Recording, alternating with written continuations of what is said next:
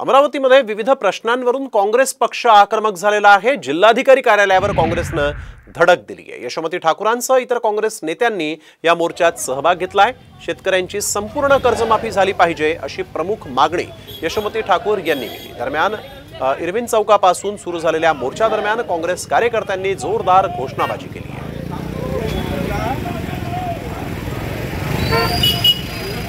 कर्जमाफी झाली पाहिजे, आमच्या मालाला भाव मिळाला पाहिजे।